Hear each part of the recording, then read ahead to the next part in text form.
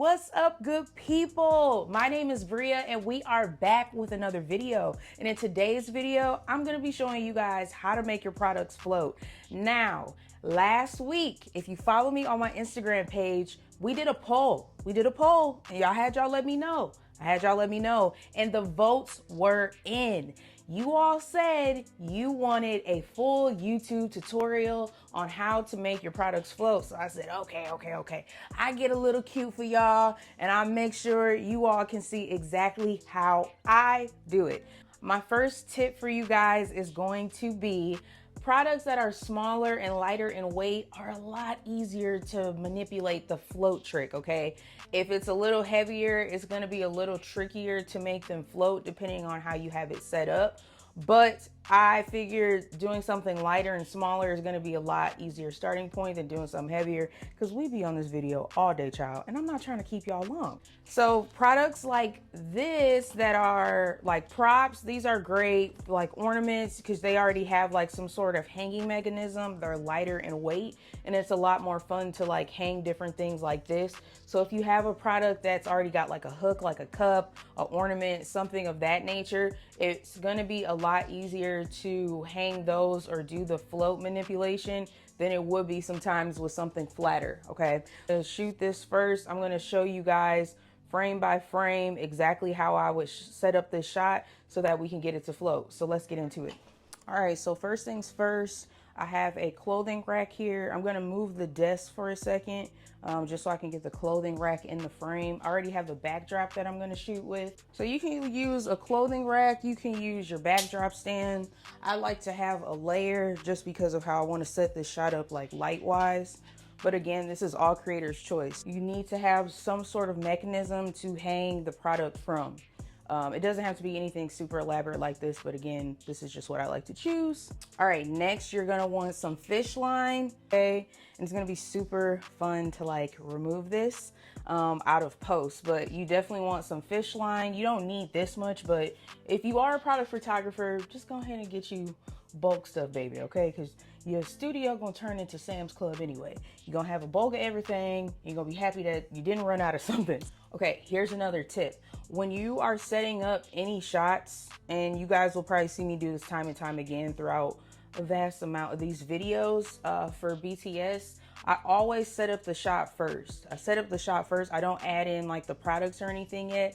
I do that like middle end just because I want to make sure like my lighting and stuff is already set up, and so that way as soon as I'm done setting up the product, boom, I go shoot and then it's already done. We have our fishing line. The amount of length you want to do really just depends on how low or how high, what exactly you're trying to do.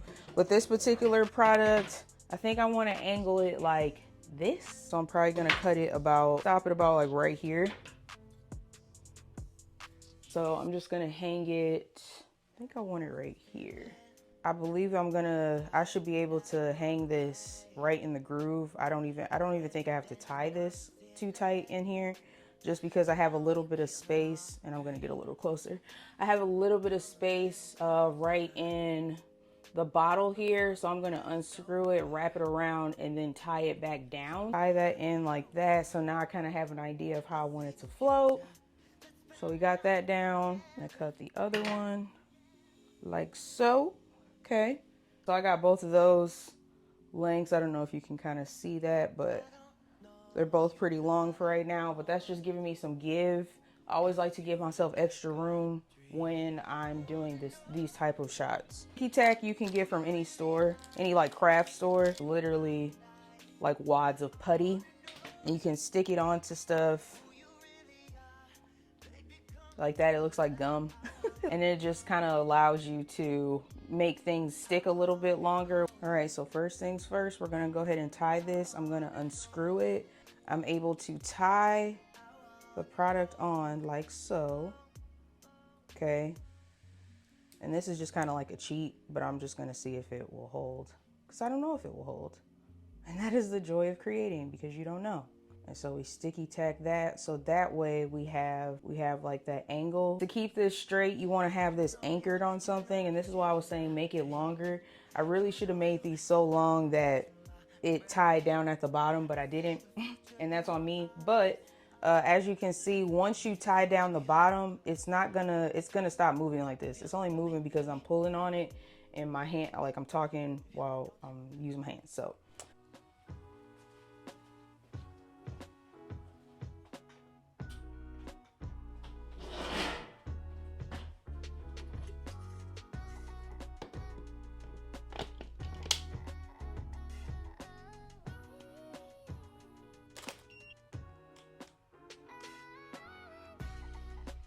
okay, so after 2 dead batteries, and don't know how I missed that, but after 2 dead batteries and I found another battery. So I took a couple shots.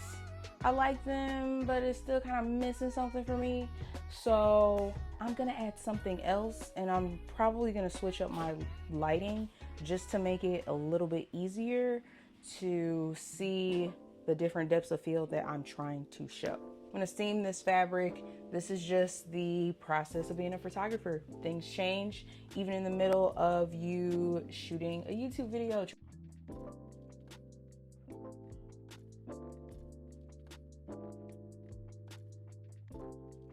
I'm gonna try this again. But I'm gonna show you the first shot that I got just so you can kind of see like the difference. And I don't know, you guys vote which one you guys like the most, but I'm not a fan. And it's not so much about perfection, but I just wanted to try something else, and I've been wanting to use this fabric for a long time now, and it's just been sitting, so I figured why not.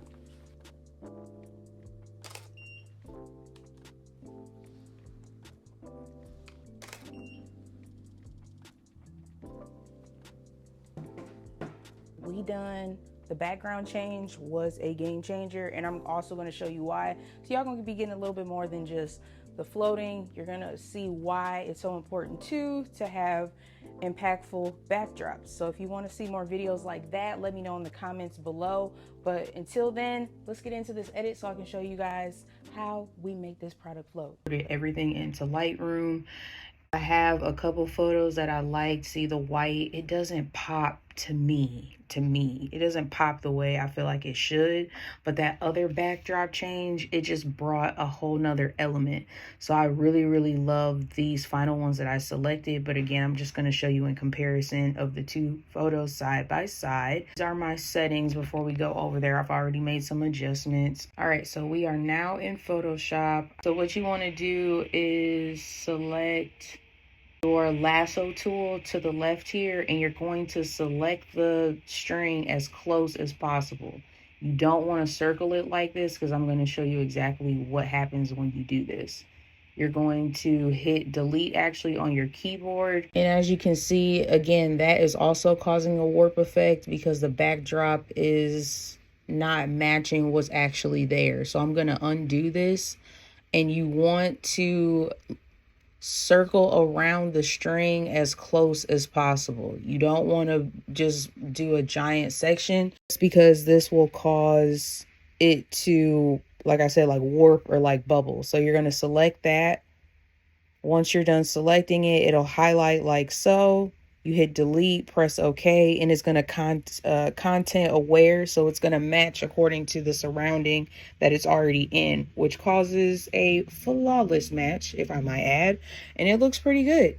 I'm just going to get a little tighter towards the product here. I didn't want to get too close because I didn't want to warp the product. So you do want to take your time whenever you're editing product shots, regardless of what it is, because you have to take your time.